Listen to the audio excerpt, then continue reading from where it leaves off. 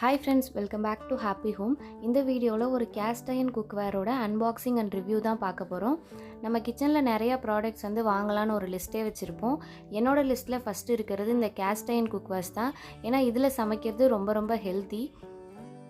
இப்போ வாங்க இந்த ப்ராடக்டோட டீட்டெயில்ஸ் எல்லாம் பார்த்துடலாம். இந்த product from the brand Indus வேலி.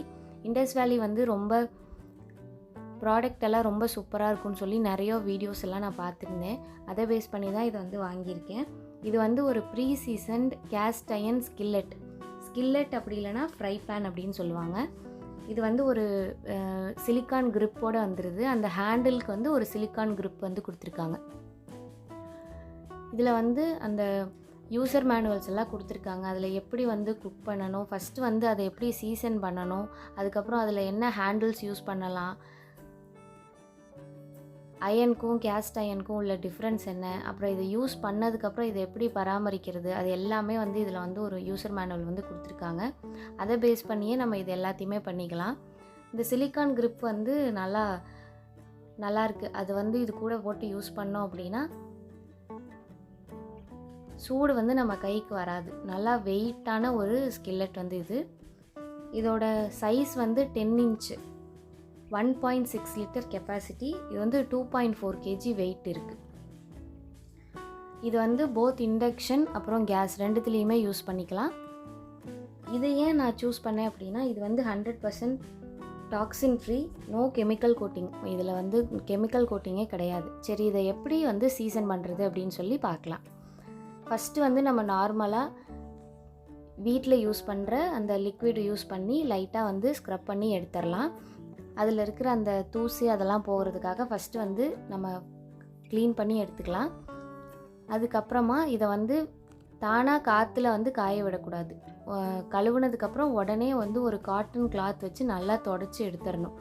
தானாக காஞ்சிச்சு அப்படின்னா, எப்போவுமே தானாக காய விட்டோம் அப்படின்னா துரு பிடிச்சிரும். இந்த மாதிரி ஒரு காட்டன் கிளாத் வச்சு நல்லா தொடச்சி எடுத்துடலாம். நிறையா பேருக்கு கேஸ்ட் அயர்ன் அப்படின்னா என்னென்னு ஒரு டவுட் இருக்கும். கேஸ்ட் அயர்ன் அப்படிங்கிறது தமிழில் வார்ப்பு இரும்பு அப்படின்னு சொல்லுவாங்க. இரும்பு அயன் வெறும் அயன் மட்டும் யூஸ் பண்ணி பண்ணுற குக்வேர். அதெல்லாம் கேஸ்ட் அயர்ன் 98% அயனும் கூட சிலிக்கா ப்ளஸ் கார்பன் அதை யூஸ் பண்ணி பண்ணுறாங்க. இது கீழே போட்டால் உடஞ்சிரும் இந்த வார்ப்பு இரும்பு. இதை பற்றி ஃபுல் டீட்டெயிலாக இன்னொரு வீடியோவில் பார்க்கலாம். இப்போ இதை நல்லா தொடச்சதுக்கப்புறம் அடுப்பில் வச்சுட்டு ஹீட் பண்ணிவிட்டு அது கூட கொஞ்சம் எண்ணெய் சேர்த்து எல்லா பக்கமும் அந்த எண்ணெய் பரவுற மாதிரி இந்த மாதிரி ஒரு ப்ரஷ் வச்சு ஃபுல்லாக தடவி விட்டுக்கலாம். ஹீட் நம்ம சாதாரணமாக யூஸ் பண்ணுறதுக்கும் இந்த சிலிக்கான் கிரிப்பு போட்டு யூஸ் பண்ணுறதுக்கும் கொஞ்சம் டிஃப்ரென்ஸ் இருக்குது.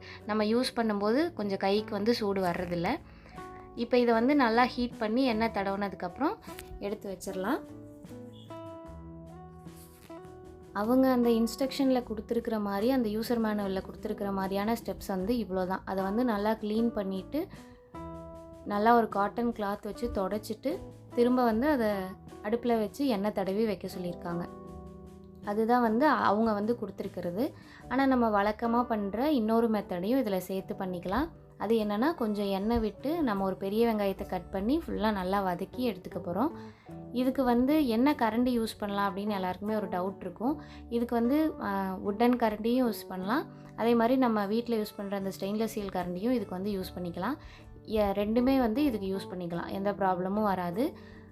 அதே மாதிரி இது இண்டக்ஷன் ஃப்ரெண்ட்லி தான். இண்டக்ஷன்லேயும் வச்சு யூஸ் பண்ணிக்கலாம். மேக்ஸிமம் இது ஃப்ரை பண்ணுற ஐட்டம்ஸ்க்கெல்லாம் யூஸ் பண்ணால் ரொம்ப நல்லாயிருக்கும். டீப் ஃப்ரைலாம் பண்ணும்போது நல்லா நம்ம அடுப்பை குறைச்சி வச்சு பொறுமையாக குக் பண்ணுறதுக்கு இது ரொம்ப பெஸ்ட்டாக இருக்கும். இதை வெங்காயம் போட்டு நல்லா வதக்கிட்டு எடுத்து கொஞ்சம் நல்லா ஆற விட்டுறலாம். ஆற விட்டுட்டு ஒரு டிஷ்யூ பேப்பர் வச்சு அதை நல்லா தொடச்சி பாருங்கள். அந்த டிஷ்யூ பேப்பரே நல்லா கருப்பு கலரில் வரும்.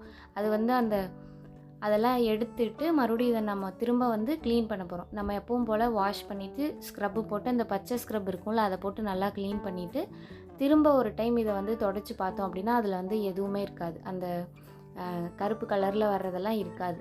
இந்த மாதிரி ஒரு 2 டைம் செய்கிறப்ப நம்மளுக்கும் கொஞ்சம் திருப்தியாக இருக்கும்.